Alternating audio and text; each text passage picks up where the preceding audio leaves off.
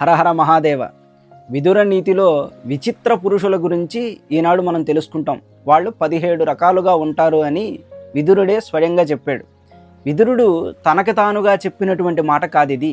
స్వాయంభవ మనువు పూర్వం చెప్పాడయ్యా, అదే నేను నీకు చెప్తున్నాను ధృతరాష్ట్ర విను అని బోధ చేస్తాడు. ఇంతకీ మనువు అంటే ఏమిటి అది తెలుసుకోవాలి. మన్వంతరం అని మనం అనుకుంటూ ఉంటాం. మీరు ఆలయాలకు వెళ్ళినప్పుడు వైవస్వత మన్వంతరే అని చెప్తూ ఉంటారు. మన్వంతరం అంటే కొన్ని యుగాల కాలానికి పరిపాలించడానికి ఒక దేవత ఉంటారు, ఆయన్నే మనం మనువు అంటాం. ఇలాగ స్వాయంభవ మనువు అని ఒక ఆయన వీళ్ళందరినీ కూడా విచిత్ర వీర్య పురుషులు అన్నారు. అంటే విచిత్రమైనటువంటి పనులు చేసేటువంటి వాళ్ళు అన్నారు. ఆ మాట అని వదిలేస్తే పర్వాలేదు, అనేకమైనటువంటి గతులలో పోల్చి చెప్తాడు. వాళ్ళు ఇలాంటి వాళ్ళు ఇలాంటి వాళ్ళు అని. వాళ్ళు ఎలాంటి వాళ్ళు అంటే వైచిత్ర వీర్య పురుషాన్ ఆకాశం ముష్టిభిర్ఘ్నత అన్నారు. ఇమాన సప్తదశ పురుషాన్ సప్తదశేమాన్ రాజేంద్ర మను స్వాయంభువ అబ్రవీత్. ఈ 17 మంది ఆకాశం ముష్టిభిర్ఘ్నత అన్నాడు. వైచిత్ర వీర్య పురుషాన్ ఆకాశం ముష్టిభిర్ఘ్నత అంటే పిడికిటి పోట్లతో ఆకాశాన్ని గుద్ది ఆకాశాన్ని జడించాలి అనుకునే వాళ్ళు ఎలాంటి వాళ్ళు, చెబుతున్న 17 మంది కూడా అలాంటి వాళ్ళేనయ్యా. ఇంకా వాళ్ళలో కొన్ని లక్షణాలు ఉన్నాయి. దానవేంద్రస్య చ ధను అనామ్యం నమత అబ్రవీత్. అనామ్యం అంటే వంగనటువంటి ఇంద్రధనస్సుని వంచాలి అనుకునే వాళ్ళు. ఇంద్రధనుస్సుని వంచాలనుకోవడం ఎంత మూర్ఖత్వం! వీళ్లలో అంత మూర్ఖత్వం స్పష్టంగా కనబడుతూ ఉంటుంది. ఇటువంటి పనులు అందువల్ల చేయకూడదయ్యా అంటున్నారు. ఎటువంటి పనులు ముందు చెబుతాడు.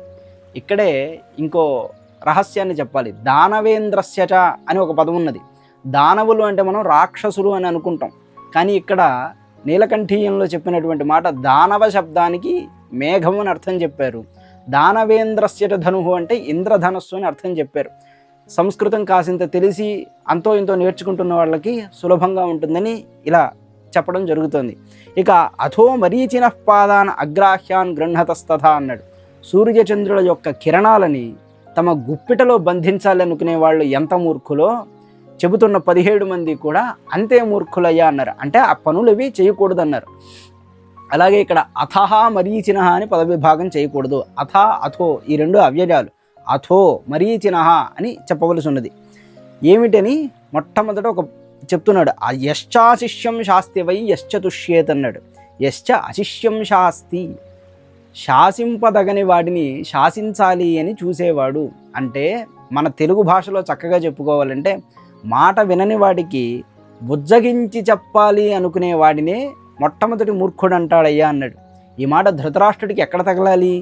నీ కొడుకు మంచిగా చెప్తే మాట వినట్లేదయ్యా, మూర్ఖంగా ఉన్నాడు కాబట్టి వాడికి శిష్యుడికి ఆచార్యుడు చెప్పినట్టుగా బోధ చెయ్యవద్దు అని ఉపదేశం చేస్తున్నాడు విదురుడు. యశ్చ అశిష్యం శాస్తి. పైగా శిష్యుడు అంటే ఈ కాలంలో గురువా శిష్య అనే అర్థాలు వచ్చాయి, కానీ శిష్యుడు అంటే శాంత దాంత వినీత అంటూ చాలా పెద్ద లక్షణమే చెప్పారు. ఆ లక్షణాలండి ఉండి అంటే శాంతంగా ఉండడం, గురువుగారు చెప్పినట్టు వినడం, గురువుగారు చేస్తున్న పనులన్నీ చూసి గురువు చెప్పిన విధంగా నడుచుకోవడం, ఇవన్నీ శిష్యుల్లో ఉండాల్సిన లక్షణాలు. శాసనీయ శిష్య, శిష్యుడు అంటే గురువుగారు చెప్పినట్టు చేసేటువంటి వాడు. అలాగే ఆచార్యుడు అంటే శిష్యుడుంటే ఆచార్యుడు ఉండాలి కదా. ఆచారం శాసయేద్యస్తు స ఆచార్య ఉదాహృత పద్మపురాణం చెప్పింది. ఇది ఆచారం నాయన, నువ్వు ఇలా ఉండాలి అని చెప్పేటువంటి వాడు. ఆచారం అంటే సంధ్యావందనాలు చేయడం ఈ ఆచారం అని కాదు, రీతి ఇలా ఉంటుంది ఒక పనికి, దీన్ని నువ్వు ఇలా చెయ్యాలి అని చక్కగా శాసించేటువంటి వాడు ఆచార్యుడు. ఈ ఆచార శిష్య లక్షణాలు రెండూ ఒకచోట ఉంటేనే గురు శిష్య సంబంధం అనేది చక్కగా ఉంటుంది. అలా కాకుండా ఒకడేమో మొండి గురువు బండ శిష్యుడు అన్నట్టుగా ఉంటే వ్యవహారం సాగేటువంటిది కాదు. అక్కడ అశిష్యుడికి లక్షణాలు చెప్పారు. పైగా అంటే శిష్యుడు అంటే ఇలా ఉంటాడు, అశిష్యుడు ఎలా ఉంటాడంటే కోపనః క్రూరః మంత్రద్వేష మంత్రద్వేషి అని చెప్తారు. అంటే ఎప్పుడు కోపంగా ఉండేవాడు, క్రూరంగా ఉండేవాడు, ఆలోచన అంటే ఇష్టపడనివాడు, తనకు ఆ క్షణంలో ఏదనిపిస్తే అది చేసేయాలంతే. అలాంటి వాడిని శిష్యుడిగా ఎప్పుడు స్వీకరించద్దయ్యా అన్నారు. కనుక ఇలాంటి వాళ్ళకి మంచి చెప్పాలనుకుంటే నీ మూర్ఖత్వమే అవుతుంది. అలాంటి సమయాల్లో దండన కూడా సరైనటువంటిదే. కనుక నువ్వు భీష్మద్రోణుణ్ణి ఒక్క సైగ చేసి శాసించావా నీ కొడుకును అదుపులో పెడతారన్నారు. ఆశ్చర్యం, ధృతరాష్ట్రుడు ఎప్పుడు కూడా అలా చేయలేదు. భీష్మద్రోణుల్ని పిలిచి దుర్యోధనుడు ఇలా దారి తప్పుతున్నాడు, కాసింత వాడిని భయపెట్టండి అని చెప్పినా కూడా దుర్యోధనుడు లొంగి ఉండేవాడు. కానీ ధృతరాష్ట్రుడి యొక్క పుత్ర వ్యామోహం కురువంశ క్షయానికి కారణమైంది. అది తెలుసుకోవాల్సిందే. అందుకే ఇంత కఠినంగా చెప్పాడు. యశ్చాశిష్యం శాస్తి, అశిష్యుణ్ణి శాసించాలనుకునేవాడు మూర్ఖుడయ్యా, యశ్చ తుష్యేత్, కొంచెం ఉంటే దానిని గొప్పగా చెప్పుకుని సంతసించేటువంటి గుణం ఉన్నవాడు పరమ దరిద్రుడు, మూర్ఖుడవుతాడు. దుర్యోధనుడి దగ్గర ఉన్న బలం తక్కువే, భీష్మద్రోణులు బలం ఎక్కువైనప్పటికీ కూడా స్వయంగా తాను గొప్పవాడనే దురభిమాన పూరితుడవుతూ ఉంటాడు. కనుకనే వాడి బలాన్ని వాడే పొగుడుకుంటూ ఉంటాడు కనుక మూర్ఖుడయ్యా. ఈ లక్షణం ఎవడిలో ఉన్నా వాడు చాలా తొందరగా క్షయమైపోతాడు. మనుష్యులు ఎదగకపోవడానికి కారణం ఇదే. మనకి ఎంత బలం ఉంటే మనం అంత రహస్యంగా ఉండాలి అని ఇదే విదురుడు చాలా చోట్ల హెచ్చరించాడు. బలం అనేది మంచిని చేయడానికి ఉపయోగించాలి తప్ప బయటికి చెప్పుకుని విర్రవీగడానికి కాదు. అలా చేయడం వల్ల ఇతరమైన శత్రువులందరూ మన లొసుగులు తెలుసుకుని మనల్ని ఏ క్షణంలో అణిచివేద్దామా అని చూస్తూ ఉంటారు. కనుక ఆ పని చెయ్యకూడదు. యశ్చ తుష్యేత్ యశ్చ అతివేలం భజతే ద్విషంతం, ఇదొక గుణం ఉంటుంది, చాలామందిలో ఉంటుంది. అనుభవంతో చెప్తున్నమాట. పొంగి వచ్చేటువంటి శత్రువుని సేవించాలని ఇష్టపడుతూ ఉంటారు. అంటే కాస్త మచ్చిక చేసుకుంటే మనకి పని చేసి పెడతాడేమో అనుకుంటాడు. ఆ పని ఎప్పుడూ చేయకూడదు. వీలైతే వాడిని చంపేసేయాలి. అంటే చంపేసేయాలంటే నిజంగానే చంపమని ఇక్కడ ఉద్దేశం కాదనుకోండి, నేరం అవుతుంది ఆ మాట చెప్తే. పూర్వం రాజుల్లో అలా ఉండేవాళ్ళు. పొంగి వస్తున్న శత్రువుని వీలైతే దెబ్బ కొట్టాలి, అణిచివేసేయాలి, లేదా అక్కడి నుంచి పారిపోవాలి. కృష్ణుడు చాణక్యుడు మనకి నేర్పించినటువంటి నీతులు ఇవి. జరాసంధుడి విషయంలో కృష్ణుడు ఎలా ఉన్నాడో మీకు తెలుసు కదా. సమయ సందర్భాలను బట్టి మనం నియమాన్ని పాటించాలి. అంతే తప్ప వాణ్ణి సేవిస్తూ కూర్చోకూడదు. దానివల్ల ఏమవుతుందంటే సంపూర్ణంగా వంశక్షయాలు అయిపోతాయి. పూర్వం మన రాజులు చేసినటువంటి పనులన్నీ కూడా ఒక్కసారి గుర్తు తెచ్చుకుంటే అయ్యో ఇంత అమాయకంగాను ఇంత ధర్మంగాను బ్రతికారా, అందువల్లే కదా ఈనాడు మనం పరాయి పాలనలో ఉండాల్సి వస్తుందని బాధపడాలి. ఇప్పటికి కూడా పరాయి పాలనలోనే ఉన్నాం మనం, పేరుగా స్వతంత్రం వచ్చింది. ఇక స్త్రిజశ్చరో రక్షతి భద్రమశ్నుతే అన్నాడు. ఇక్కడ రెండు పాదాలకి ఇది అన్వయం అవుతుంది. ఆడవారిని రక్షించి వాళ్ళ ద్వారా తాను రక్షణ పొందుతానని ఎప్పుడూ అనుకోకూడదు. అలా చేయకూడదు. అది కేవలం కర్తవ్యం మాత్రమే. ఇక యశ్చ అయాచ్యం యాచతే కథదేవ, యాచింపదగని వాళ్ళు కొంతమంది ఉంటారు. అలాంటి వాళ్ళని జీవితంలో పొరపాటును కూడా యాచన చేయకూడదు. చేశామా ఇక మన గౌరవం మంట కలిసిపోతుంది. కనుక ఆ పని చేయవద్దు. యాచతే కథదేవ, తనని తాను పొగుడుకోవడం, ఏమీ లేకుండానే తనని తాను మరొక చోటుకి వెళ్ళి పొగుడుకుంటూ ఉంటాడు. ఈ పని చేయవద్దయ్యా. ఇక యశ్చ అభిజాత ప్రకరోతి కార్యం, 7వ పని చెప్తున్నాడు. యశ్చ అభిజాత, అభిజాత అంటే మంచి వంశంలో పుట్టిన వాళ్ళు. వాళ్ళ నాన్నగారు గొప్ప దాతండి, వాళ్ళ నాన్నగారు పండితుడండి, వాళ్ళ నాన్నగారు వాళ్ళ కులానికే వన్నె తెచ్చారండి, ఇలాంటి మాటలు ఉంటాయి. ఒక ఇండస్ట్రీ తీసుకొని పోని అట్లాంటి చోట ఒక వెలుగు వెలిగిన తర్వాత వాడి కొడుకు సర్వనాశనం చేశాడు అనుకోండి, అలాంటి పని ఎప్పుడూ చెయ్యవద్దు అంటున్నాడు. అభిజాత ప్రకరోతి అకార్యం, చెడు పనిని ఎప్పుడు చేయకూడదు. ఉన్నత కులంలో పుట్టి తమ పూర్వీకులకి తగ్గట్టుగా నడుచుకోవాలి. అందుకోసం ప్రత్యేకించి శిక్షణ ఇస్తారు తల్లిదండ్రులు. పూర్వం అదే జరిగేది. మనం అనుకుంటాం రాజు తర్వాత రాజు కొడుకే రాజ్యం ఏలాలా, ఇదంతా నియంతృత్వం అంటే అలా ఆలోచించేవాళ్ళు కాదు. మాది ఉన్నతమైన వంశం, పుట్టినటువంటి వాడు కూడా ఉన్నతంగానే ఉండాలి అని వాళ్ళకి కఠినమైన శిక్షణలు ఇచ్చేవారు. ఈ కాలంలో కూడా మీరు అలాంటి సందర్భాలు చాలా చూడొచ్చు. నేను ఇంకెక్కువ మాట్లాడకూడదు ఈ విషయంలో, మీకు అర్థమవుతుంటుంది. అశ్రద్ధధానాడచో బ్రవీతి, అశ్రద్ధధానాడచ, శ్రద్ధ లేని వాడికి విషయం చెప్పడం. అందుకే ఒక ఆయన అడిగారు, ఏమండి ఇలా నీతి ఒక్కొక్క శ్లోకం చెప్తే అందరూ చూస్తారంటే ఎవరు చూడమన్నారు? అలా ఉద్దేశ్యం కానే కాదు. ఎవరికి శ్రద్ధ ఉంటుందో వాళ్ళు చూడాలి. శ్రద్ధ లేని వాళ్ళకి చెబితే చెప్పినటువంటి పాపం కూడా మాకే వస్తుంది కనుక ఈ మాట చెప్పడం. శ్రద్ధతో ఎవడు వింటున్నాడో వాడి కోసం ఎంతైనా చెప్పవచ్చు. యశ్చ అకామ్యం కామడితే నరేంద్ర, కోరుకోకూడని దానిని ఎవడైతే కోరుకుంటాడో వాడు కూడా పతనమైపోతాడయ్యా.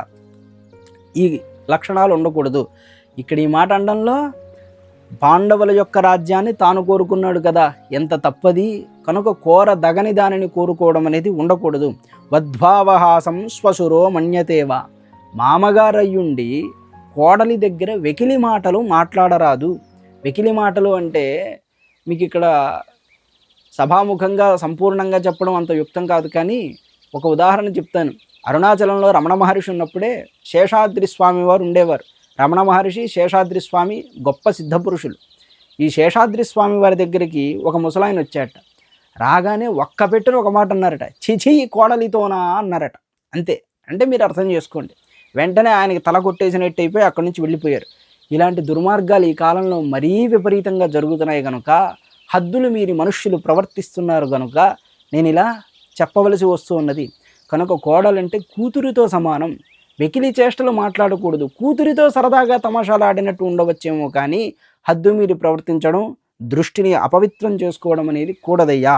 వద్భావహాస్మ శ్వశురః మన్యతే యహ వద్భావసన్న భయః మానకామః. చేసిన పనంతా చేసేసి కోడలి దగ్గర నుంచి మళ్ళీ మర్యాదని కోరుకునే మామగారు ఉంటాడే, వీడు పరమమూర్ఖుడయ్యా అని చెప్పారు. అలాంటివి జరగవు. ఇక పరక్షేత్రే నిర్వపతి యశ్చ బీజం. పక్కవాడి పొలంలో విత్తనం చల్లి ఫలితం తనకి రావాలని కోరుకునేవాడు అని చెప్పాడు. విదురుడే ఆ మాట చెప్పి వెళ్ళిపోయాడు. నేను గొప్ప ఉదాహరణ చెప్పడం ఎందుకు, మీకు అర్థమవుతుంది. పక్కవాడి పొలంలో విత్తనాలు చల్లరాదయ్యా.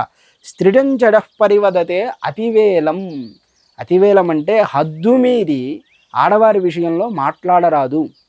ఎంత కోపం వచ్చినప్పటికీ కూడా నిందించేటప్పుడు ఒక స్థాయిని మించి ఆడవారిని నిందింపవద్దన్నారు. ఎందుకంటే కోమలమైన హృదయాలు అయితే గట్టిగా కక్ష పట్టి నాశనం చేస్తాయి, లేకపోతే తమని తాము నాశనం చేసుకుంటాయి.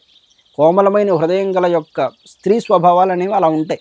కాబట్టి హద్దు మీరు ఎప్పుడు నిందింపవద్దు. ఇక యశ్చాపి లబ్ధ్వా నస్మరామీతి వాది.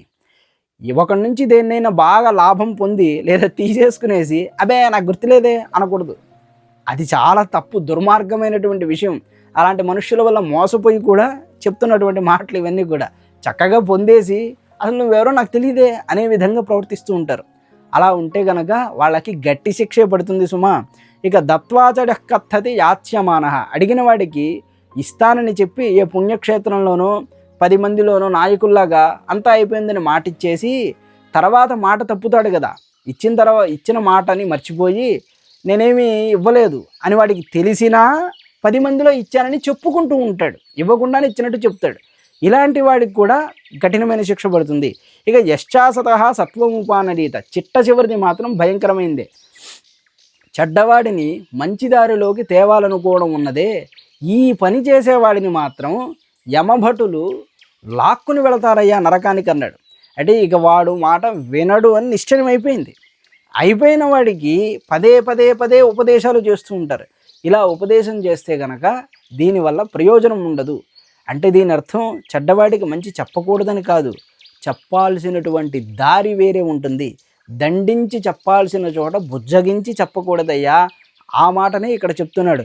యశ్చాసత సత్వముపానజీత ఏతాన్నడింతి నిరయం పాశహస్తాహ. ఏతాన్నడింతి, ఈ 17 మందిని ఉన్నారే, 17 మంది ఉన్నారే, వీళ్ళందరినీ పాశహస్తాహ నిరయన్నడింతి. దండధారులు, పాశధారులైన యమకింకరులు నరకానికి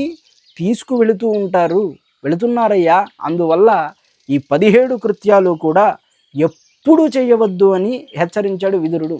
వీటిల్లో మనలో ఏవైనా గుణాలుంటే వీటిని మనం సరిదిద్దుకోవలసి ఉన్నది. ఇంకా ఒక చక్కటి మాట చెప్తాడు, ఇది కలియుగానికి బాగా పనికొస్తుంది. చాలామంది మంచిగా ఉంటాం కదా, చెడు చెయ్యాలా వద్దా అని సంశయిస్తూ ఉంటారు కొన్ని విషయాల్లో.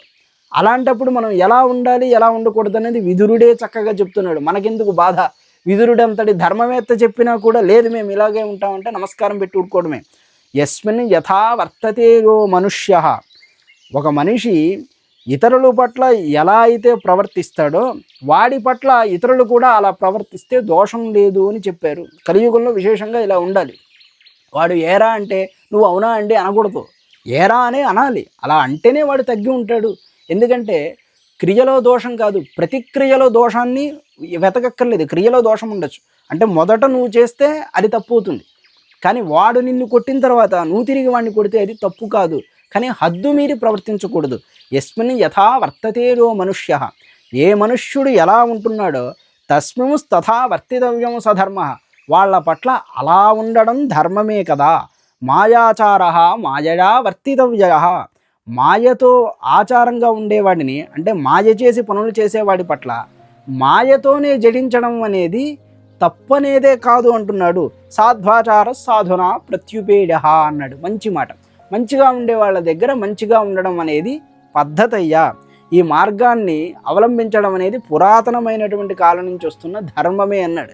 ఇందుకు ఉదాహరణ ఏమిటి అంటే విష్ణుమూర్తిడే స్వయంగా రాక్షస సంహారం చేయడం కోసం ఎన్ని మాయలు పన్నాడు స్వామి. ఎందుకు అలా చేశారు అంటే అసురుల యొక్క మార్గం అది కనుక అలా చూపించాడు. కానీ కోమలమైన హృదయంతో మనం దాన్ని పక్కకి నెట్టేస్తూ ఉంటాం. కృష్ణుడు, చాణక్యుడు ఈ కాలానికి సరైనటువంటి ఉదాహరణగా మనం గ్రహించాలి. అలా గ్రహిస్తేనే మన దేశాన్నైనా మన జీవితాన్నైనా మనం కాపాడుకోగలం. ఇందులో ఉన్న నీతిని సవ్యంగా మనం అర్థం చేసుకుంటే మనకి బోలెడంత ఉపయోగం ఉన్నది. అందుకే ఎక్కడెక్కడి నుంచో ఉన్న ఉదాహరణలు కూడా తీసుకొచ్చి చెప్పేటువంటి ప్రయత్నం చేయడం జరుగుతోంది. సాధ్యమైనంత విసుగు పుట్టించకుండా ఉండడానికే మేము ప్రయత్నం చేస్తాం. కానీ విదురునీతి అనేది చాలా విస్తృతమైంది. ఏదో పైపైన వినేస్తే ఉండేటువంటి అర్థాలు ఒక విధంగా ఉంటాయి. లోతుగా వెళ్ళే కొద్దీ కొన్ని అర్థాలు ఇంకా విస్తృతంగా ఉంటాయి. కనుక అవన్నీ మీకు చెప్పే ప్రయత్నం చేస్తాం. ఇక్కడికి ఈ భాగాన్ని ముగించడం జరుగుతోంది. తర్వాత భాగంలో మళ్ళీ కలుసుకుందాం. నమస్కారం.